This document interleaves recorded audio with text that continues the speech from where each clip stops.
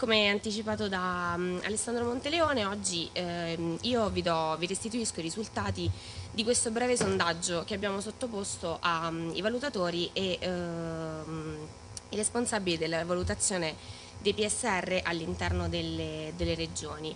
È stato un sondaggio appunto per cercare di fornire una panoramica sull'andamento delle attività di comunicazione della valutazione, diciamo sul primo prodotto delle attività di valutazione, ovvero sui rapporti di valutazione intermedia. È una presentazione piuttosto breve, dove appunto sono presentate le domande e c'è una restituzione attraverso dei grafici delle risposte. Le considerazioni saranno poi ovviamente affidate all'andamento della giornata. Passiamo subito alle domande rivolte alle amministrazioni. Abbiamo chiesto con le prime due, diciamo, di indicarci la percezione sul livello di fruibilità dei rapporti di valutazione intermedia e anche di fornire, diciamo, dei suggerimenti per quelli che possono essere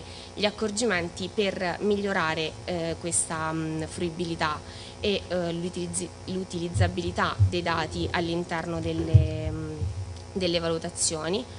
La terza domanda cercava invece di rilevare quale fosse stato il livello di condivisione della strategia di comunicazione, quindi se questa fosse stata ad esclusivo appannaggio dell'amministrazione o se fosse stata condivisa con il valutatore o se il valutatore aveva fornito un servizio specifico per l'impostazione della strategia. E infine l'ultima domanda rilevava, diciamo, la presenza di una relazione tra la chiarezza del rapporto di valutazione e quindi la fruibilità del rapporto e l'utilizzo dei risultati.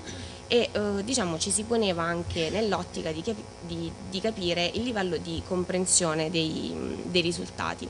Manca la categoria per niente, quindi diciamo che non c'è il peggior risultato, e le altre categorie molto poco e abbastanza risultano essere piuttosto omogenee. Per quanto riguarda invece gli strumenti per migliorare la fruibilità dei rapporti, potendo scegliere tra diverse soluzioni, diciamo che le amministrazioni ci hanno detto che preferirebbero avere a disposizione degli strumenti di reporting maggiormente dinamici, rimanendo sugli strumenti una diversa rappresentazione dei dati di questi rapporti e invece spostandoci diciamo sulla forma e sui contenuti, una migliore chiarezza metodologica insomma, appunto, delle metodologie utilizzate e una maggiore chiarezza nella formulazione dei giudizi valutativi. Inoltre tra le varie ipotesi c'era anche questa della possibilità di avere il rapporto di valutazione predisposto come un ipertesto. Andando avanti abbiamo la previsione della strategia di comunicazione. Allora, la strategia è risultata definita a livello centrale, quindi dall'amministrazione, condivisa successivamente e delegata per la sua realizzazione al valutatore. Qui abbiamo anche incrociato i risultati di un questionario inviatovi congiuntamente col Sistema Nazionale di Valutazione a partire dal mese di ottobre. Quindi questi sono dei risultati piuttosto condivisi e abbiamo anche letto i piani di comunicazione del PSR e diciamo che c'è qualche richiamo specifico alla modulazione delle attività di comunicazione in base a quanto emerge dall'attività valutativa. Infine, relativamente a questa domanda, possiamo dire che esiste una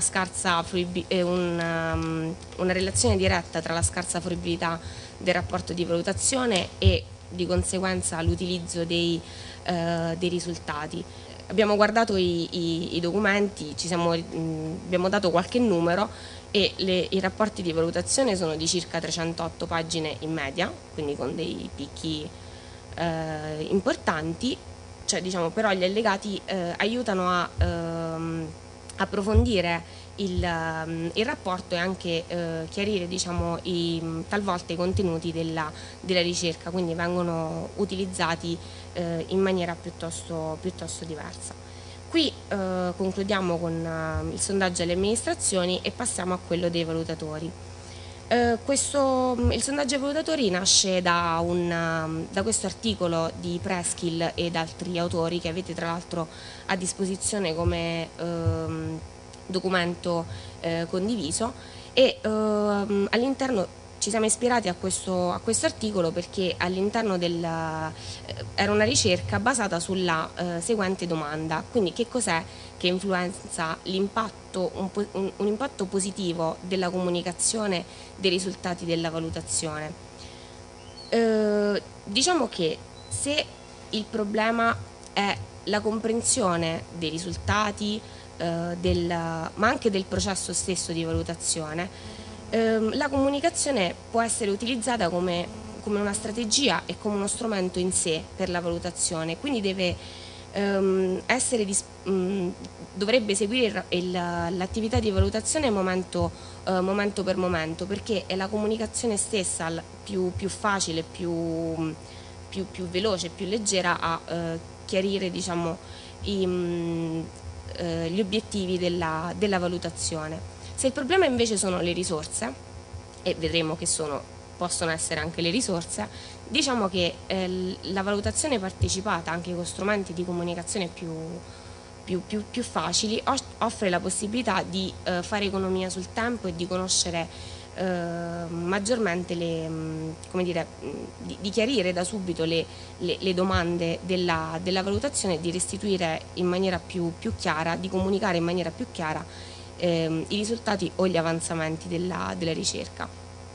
Se il problema invece è la soddisfazione anche dei valutatori, c'è una speranza, ovvero che la soddisfazione verso la comunicazione cresce al crescere dell'esperienza. Con questo si intende dire che comunque il valutatore più esperto riesce a leggere in maniera più comprensibile, più chiara il contesto in cui opera e quindi a comunicare in maniera più veloce e diretta rispetto cioè nei confronti dell'amministrazione. Ci sono tornate indietro 10 risposte su 38 inviate e la prima domanda cercava di rilevare le tecniche di comunicazione utilizzate più frequentemente per capire il livello di diversificazione di queste tecniche.